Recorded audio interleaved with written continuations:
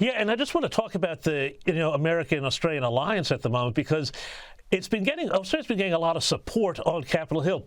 Have a listen to Democrat Mark Warner, who was questioning White House trade negotiator Jamieson Greer. Have a listen to this.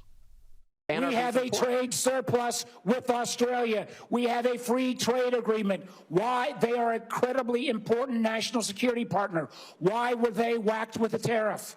Senator, despite the agreement, they ban our beef, they ban our pork, they're getting ready to impose measures on our digital companies. With your Greek letter formula, the fact that we have a trade surplus.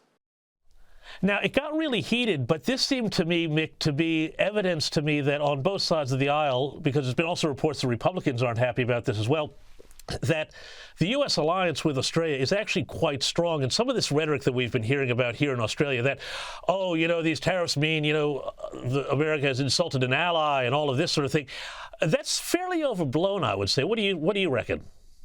Well, it is. Come back to Peter Navarro. He was the one who went on television. And one of my greatest successes when I was chief of staff was keeping Peter Navarro off of television for 9 months. He goes on and calls Australia a bunch of dumpers, right? And that's a terrible thing to say about one of your closest allies. Look, Mark Warner's in the other party. I get that, but he's not wrong.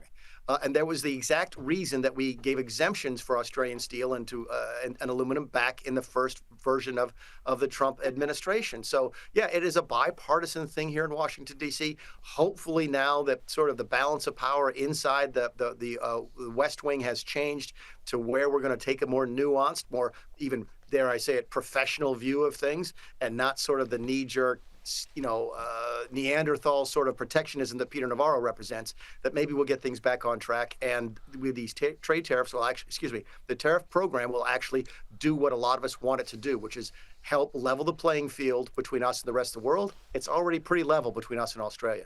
Yeah, and I mean, Mick, this is a really interesting thing to me here because it is so clearly, and it has clearly been from the start, this is about breaking the system that China has been using of currency manipulation, of mercantilism, of abusing its trade surplus, abusing intellectual property, and on down the line. I mean, when you take Trump out of the equation, this problem would have still existed. We would still have this problem with China in the United States, and it would only get worse. So in a sense, I mean, what Trump is doing is crazy brave, but there's nobody else in the political class who seem to have any appetite for taking on this relationship because, it might spook markets or it might do this. And it seemed to me like until now, Washington had been on a kind of a collision course with a brick wall on this one.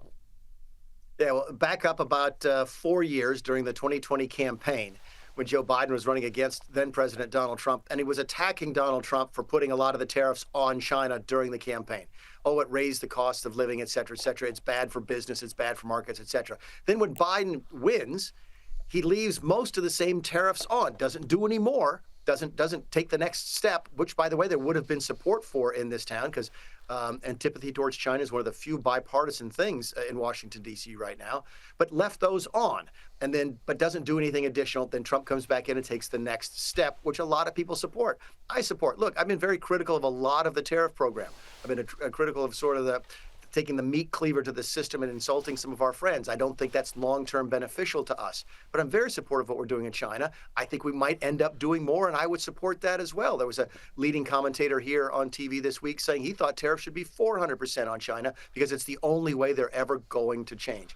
Until China starts acting like a first world nation, like a leading nation of the world, like an open sort of government, and not like an old-fashioned communist dictatorship, you have to treat them like a communist dictatorship. And I think that's where the Trump White House is and is going to stay.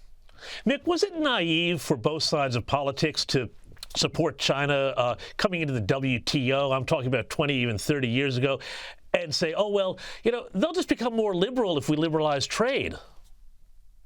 Yeah, there was a consensus here back in the late 90s. Go back to the Clinton administration. I'm not blaming Clinton for this because there's plenty of blame to go around, where a lot of people thought that more globalized trade, especially with China, would be good for American GDP and good for American jobs. They got it half right.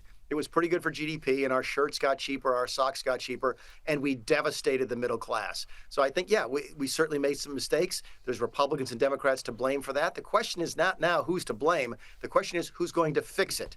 And I think despite the choppy sort of rollout they had on this tariff plan this week, and believe me, it's more than just choppy. I don't mean to minimize what happened in the markets this week. Donald Trump's head is on right when it comes to dealing with China. Well, they did get a bit yippy, those markets there. Mick Mulvaney will have to leave it there. Thank you so much, and we'll see you next time.